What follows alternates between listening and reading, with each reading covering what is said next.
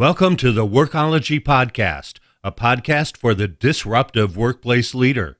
Join host Jessica Miller-Merrill, founder of Workology.com, as she sits down and gets to the bottom of trends, tools, and case studies for the business leader, HR, and recruiting professional who is tired of the status quo. Now here's Jessica with this episode of Workology. It seems like in the news we are bombarded with the fear of how technologies like artificial intelligence are eliminating jobs and putting us out of work. It's because of this I've been on a mission to learn more about technologies like AI and the different ways that they can be used to humanize not only hiring, but also the workplace too. In 2018, only 4 out of 10 people with disabilities are reported to be employed. As part of my partnership with PEAT and our Future of Work series, we are shining a spotlight on making the workplace jobs and employment more accessible. Today, we're talking about how technologies like machine learning, AI, and blockchain are making it easier for people with disabilities to connect with employers and for employers to hire people with disabilities. In my continued quest to find resources on the topic of artificial intelligence and how this tech is being used to create a more inclusive space, I came upon a great company and a brilliant mind that I'll introduce you in just a minute. This podcast is sponsored by Clear Company. In this episode of the Workology podcast, again, it's part of our Future of Work series powered by PEAT, the Partnership on Employment and Accessible Technology. Today I'm joined by Daniel Nichols. He is the President and Chief Technology Officer at Candidate. Daniel has an eclectic career as a military veteran and a lieutenant commander in the U.S. Navy Reserve. He's also a former chief product officer at Victory and the founder of STEM Jobs. Daniel, welcome to the Workology Podcast. Thank you, Jessica. Glad to be here. Let's talk a little bit more about your background because it's a varied one. Talk to us about that. Well, I've never fit a mold. So all those people out there that are probably feeling similar to me, it's when you don't fit a mold, you have to kind of reinvent yourself, sometimes many different times. And I actually had a time period I was able to interview about 100 different executives and ask them sort of similar questions around this, their background. And one of the things I asked was, if you could do it again, could you repeat what you did? And pretty much all of them said no, they couldn't, right? We end up sort of where we're at almost accidentally. And so I guess what I've done in my career is just followed interests and then picked up the skills that were necessary to sort of tackle the challenges that were along the way. And I had some very large challenges presented to me, like going to Iraq and assisting in the earthquake in Haiti. And I think the ones that interested me the most, the ones that were about empowering individuals. And that's kind of the sweet spot of where I've sort of lived and worked and grown and taken new doors, and those have opened and made some other doors, and so here we are. So what led you to starting this new company? Like how did you head down the path of artificial intelligence? So I've been interested in workforce development, and what I found throughout my career as a Navy chaplain, U.S. Department of Labor, Inova Health System, working there with people, is that the most powerful thing you can do for people is to connect them to a career, to a vocation that they love, an environment, in an environment where they can succeed. It just addresses so many things, sort of that economic piece and that sense of meaning, especially in Western culture, for people. And so I viewed this employment piece as being the key challenge that I've been interested in, and I've tried a lot of things along the way to sort of address the fundamental challenges in employment, and the technology has not really been there to do that at a mass scale until recently with cloud computing, and then the introduction of these sort of machine learning libraries, which aren't necessarily like new technologies. If you've been in data science for years, you've been using a lot of the technologies, or at least a lot of the algorithms that are necessary for AI. But now we have the computing power that's able to handle the vast amount of data necessary to really make powerful things with it, and that's sort of the difference that's available today. So I've done a few of these things pretty manually in the past, and that's pretty slow.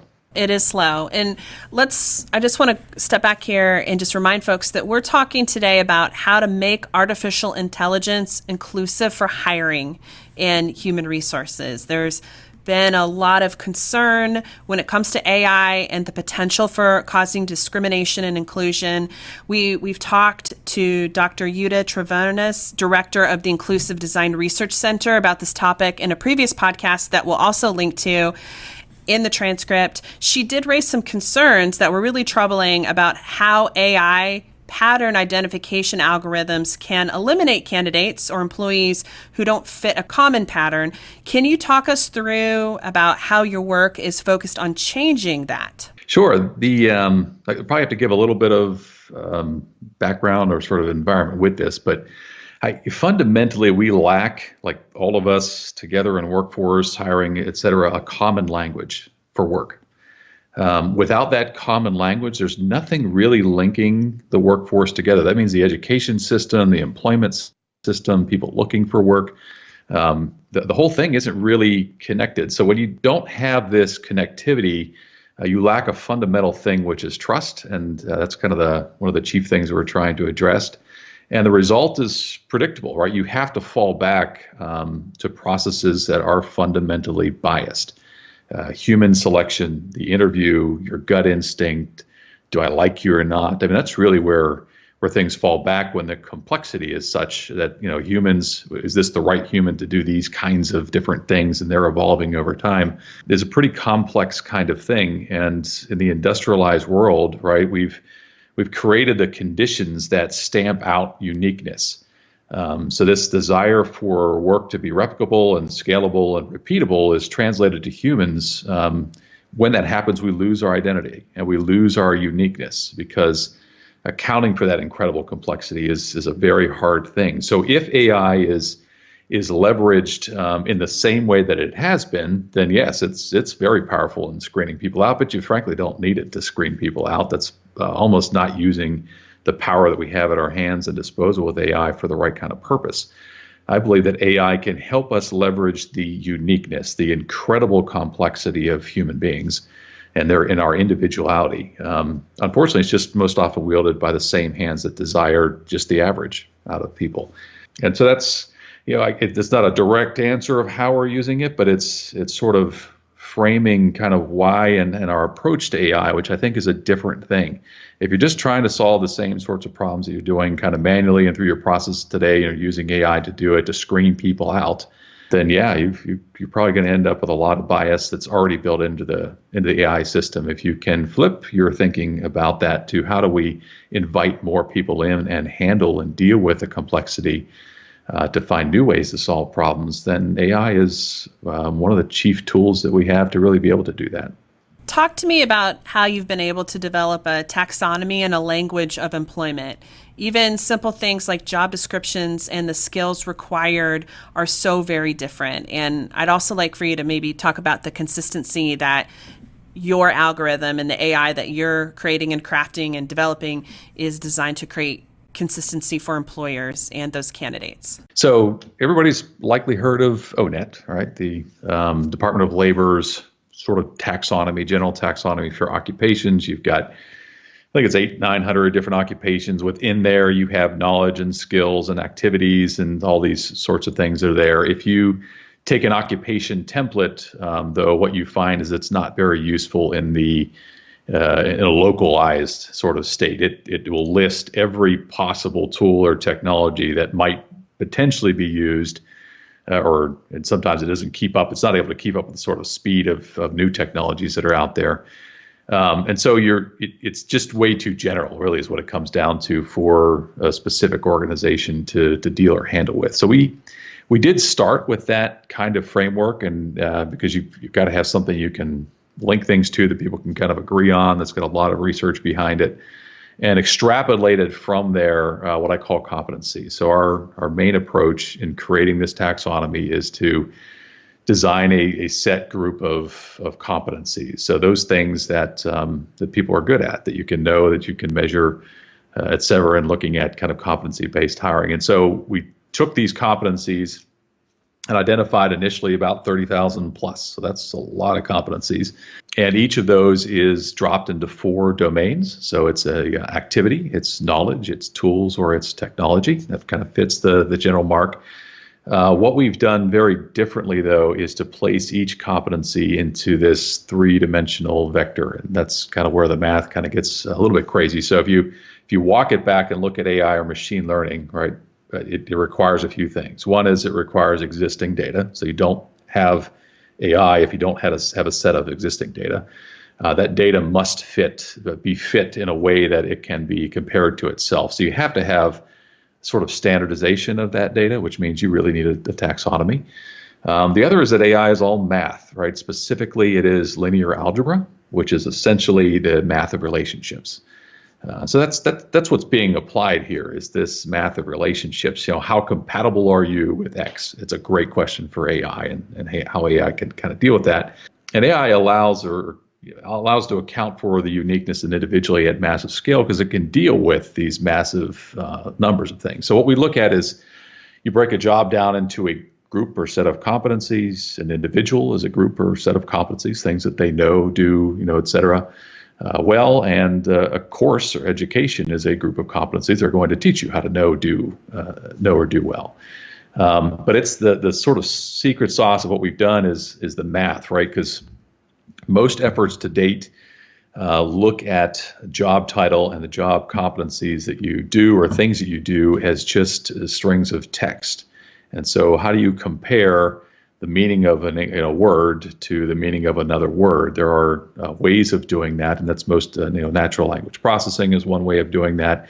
But it doesn't tell you anything about what that thing does, right? So digging a ditch, is probably similar to using a pole to a pole digger to dig a hole, right? So those are probably similar kinds of activities. But what does that even mean? And that's where we create these sort of domain vectors. So we look at every competency. I say how general and versus how specialized is that? How process oriented is that versus how creative is it? How physically active is it versus how cognitive it is? And so we're able to build something that these machine learning models can understand and can perform math functions on. And so that's sort of the consistency. So everything we're doing then is trying to help employers translate the way that they're doing things now into this consistent model that is much better suited for the mathematical computations in AI than existing sort of processes are, because those processes have to take normal language, nominal language, and convert that into math, whereas ours is already done. What about benefits for the job seekers? One of the things I like about what you're doing with your technology is that it provides value to the individual and not just the employer.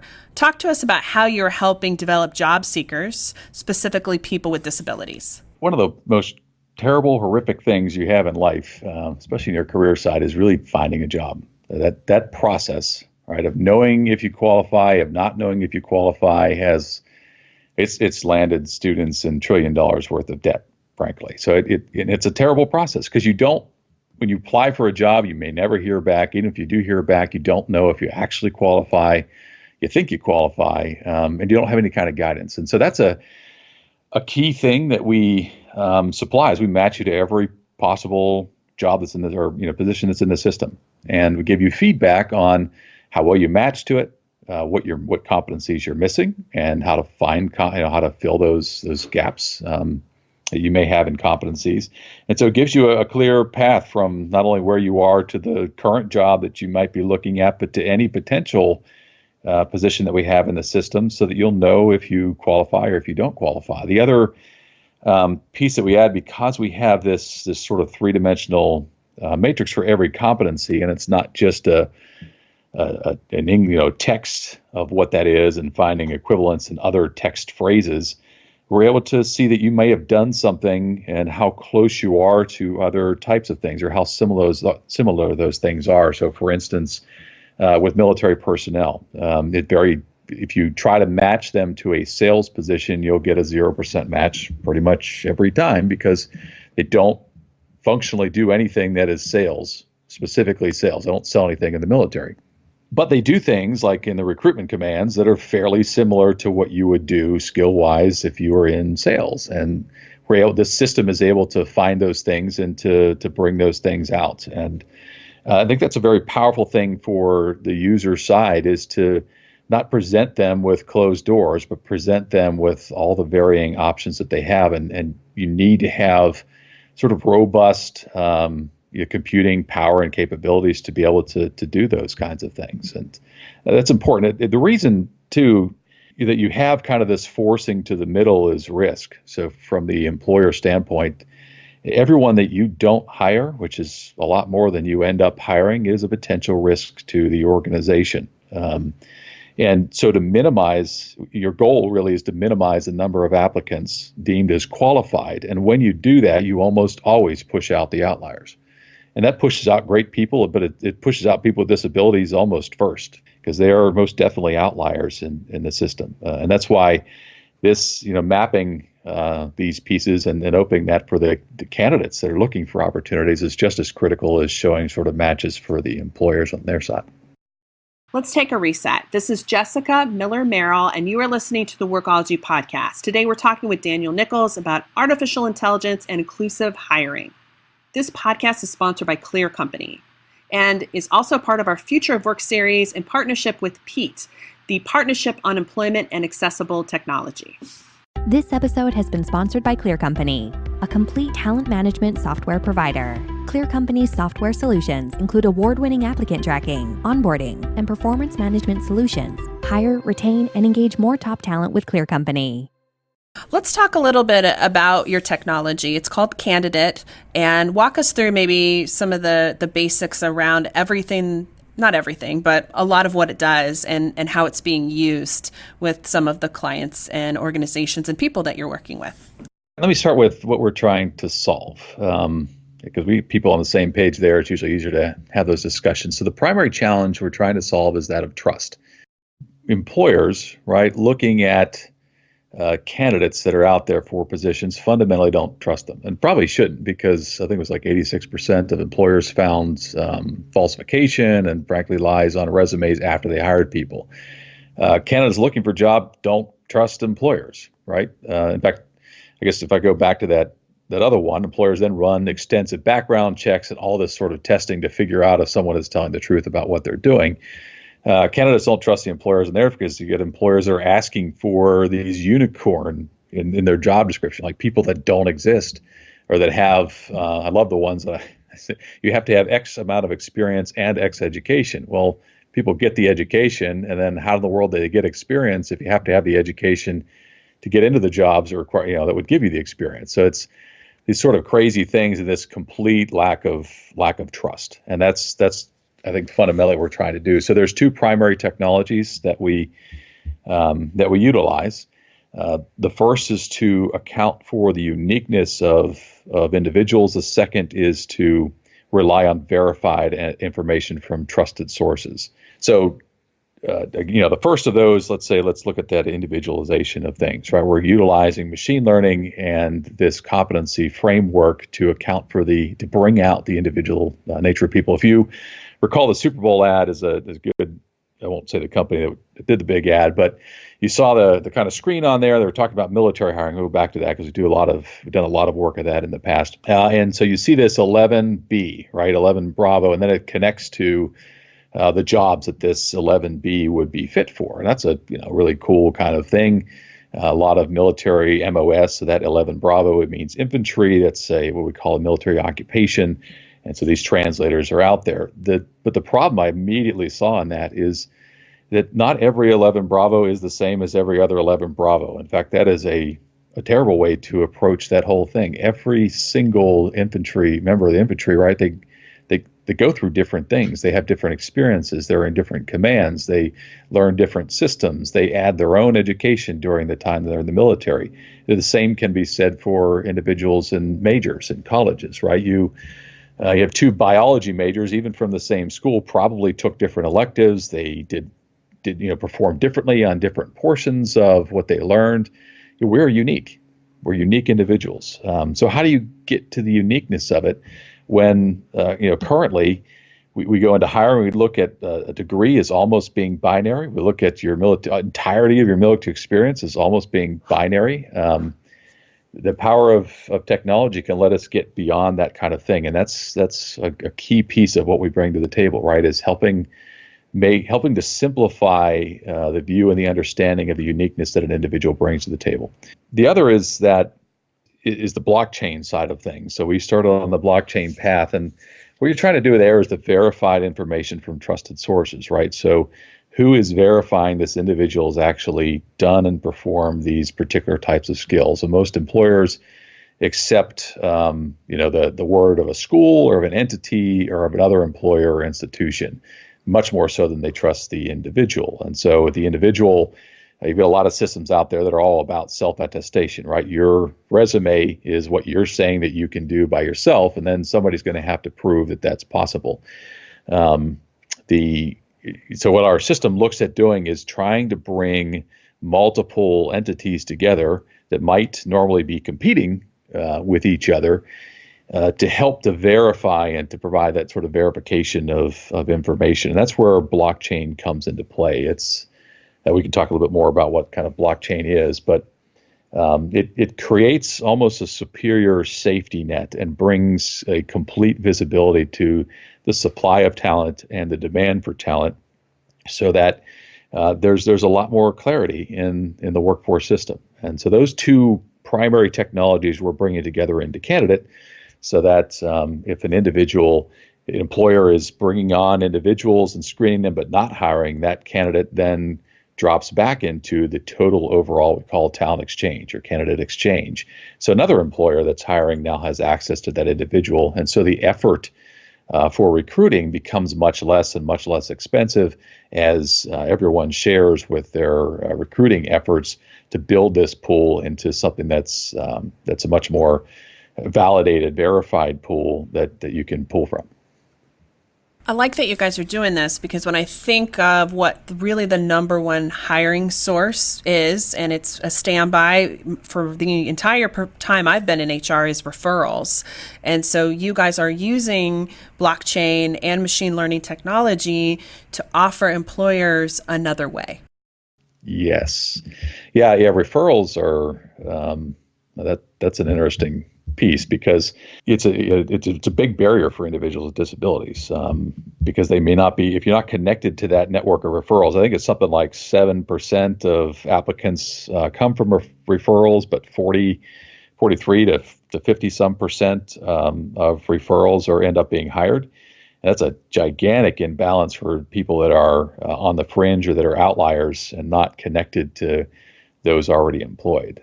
So yes, having another way would be great, because the referral is all about trust, right? I trust you. You've done a good job. If you bring someone to me, I can be more likely to trust them than I would. Well, that's got nothing to do with objective, can you do the job or not? That's got everything to do with this issue of trust.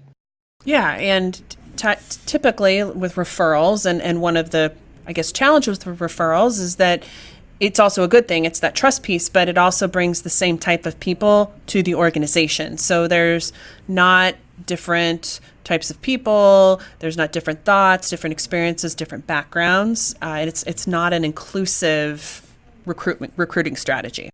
Yes, absolutely.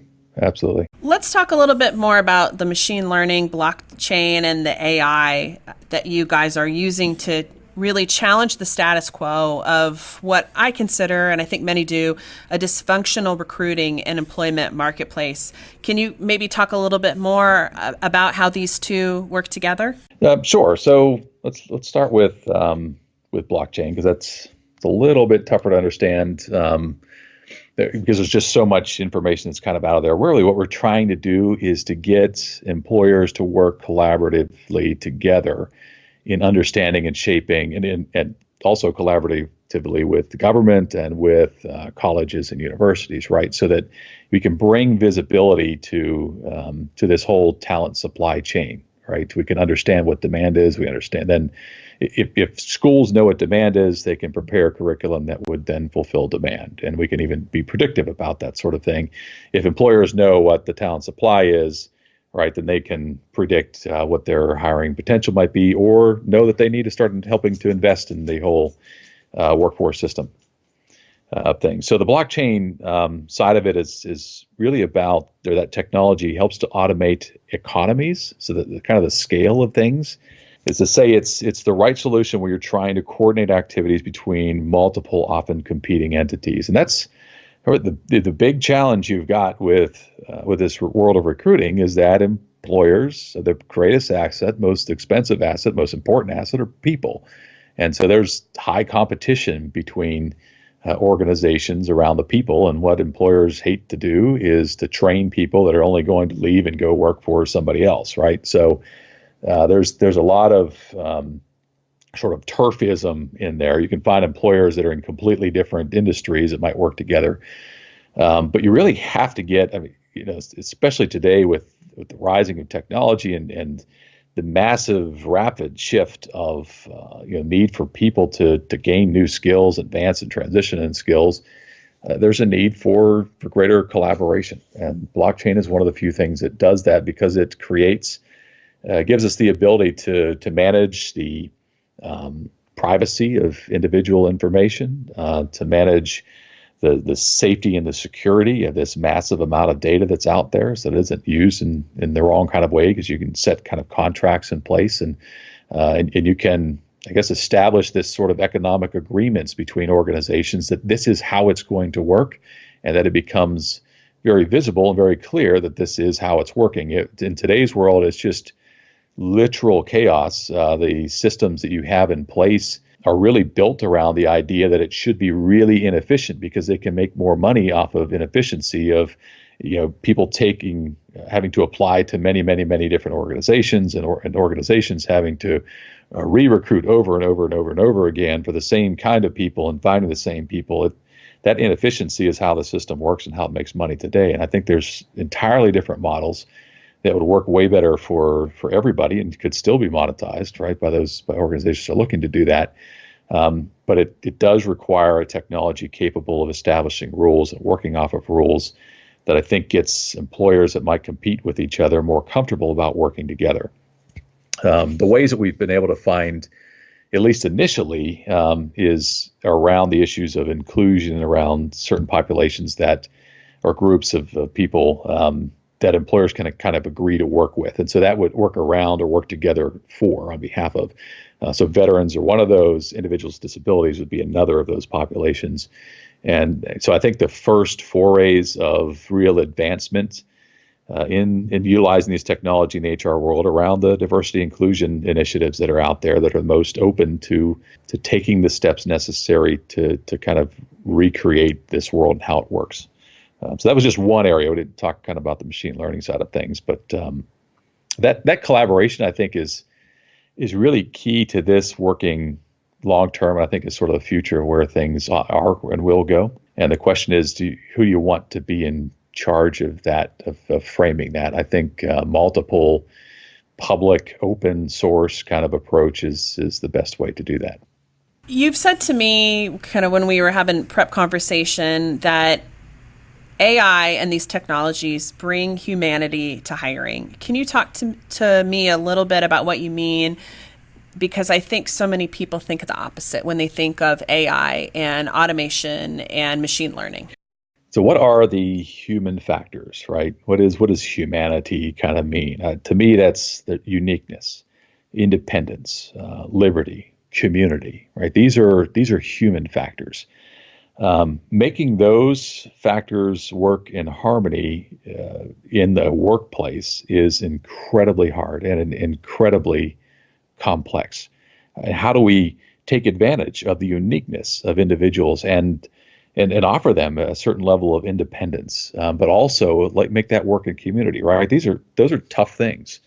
The mistake I think we've had in the past is to try to force everyone into a specific mold. Again, industrialization is framed around this idea that needs to be replicable, scalable, repeatable, right? And so everything moves to the center, and we create something that we can repeat and replicate over and over and over again. And that's what we need for this business to be most successful. That kind of thinking in industrialization led to the atrocities that ultimately led to World War II. And if you apply that kind of thinking with AI, you're going to end up, I believe, with the same kinds of, potentially that kind of atrocities that people talk about when they think about AI. And unfortunately, many people see AI being used to kind of enforce conformity, right? Which which frankly wastes the computational power of AI because you don't need AI to force conformity. We already do that pretty well. What AI can do for us is help take advantage for the first time of the limitless complexity of each individual.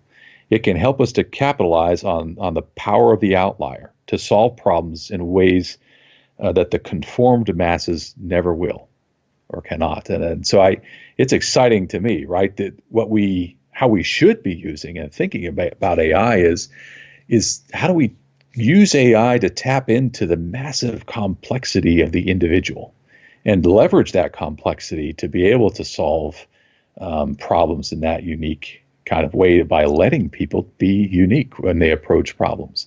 It's a different paradigm for sure, and it's one that is not really possible without more advanced computational power, but it is something that becomes far more possible in the future. So I see not a world that is more governed and more constrained. I see a world that is more open and more free. Well, thank you for that, because I think that I hear, like, I was at a class, a master's class on culture in the workplace.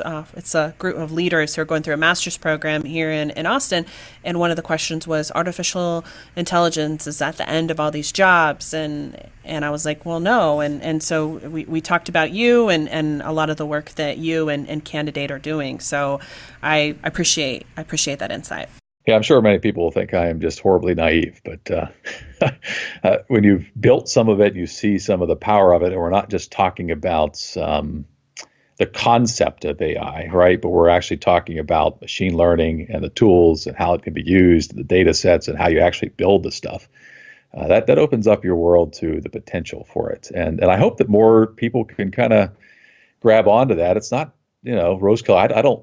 I know that there are dangers, absolutely, for sure, and how AI can be used poorly. And we've talked with, the Department of Labor. I think that's where the regulatory side of things becomes very important in this, to build in safeguards or to build ways to identify when it's being used inappropriately.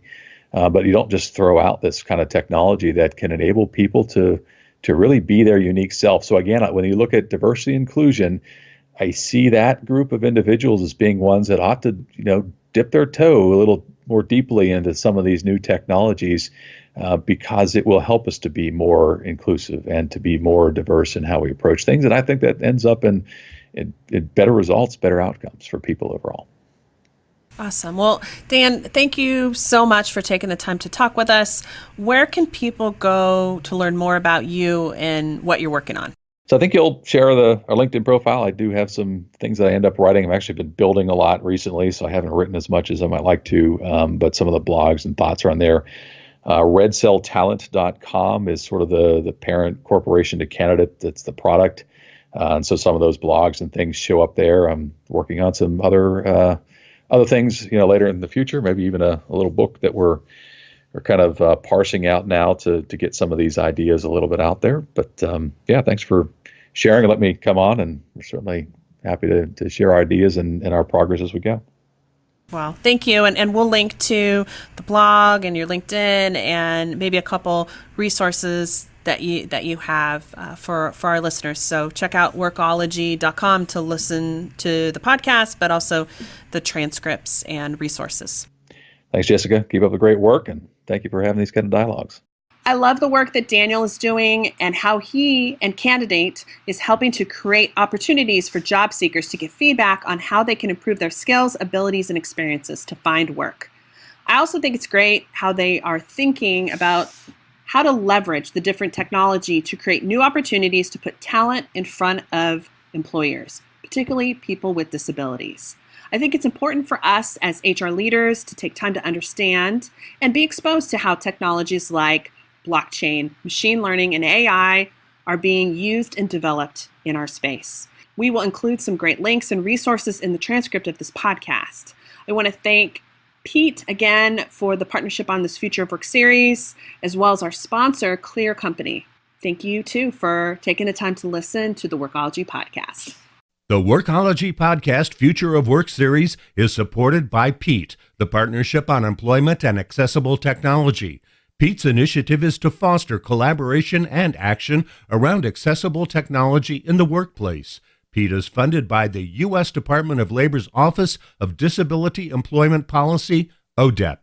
Learn more about PEAT at peatworks.org. That's peatworks.org. Production services for the Workology podcast with Jessica Miller Merrill provided by TotalPicture.com.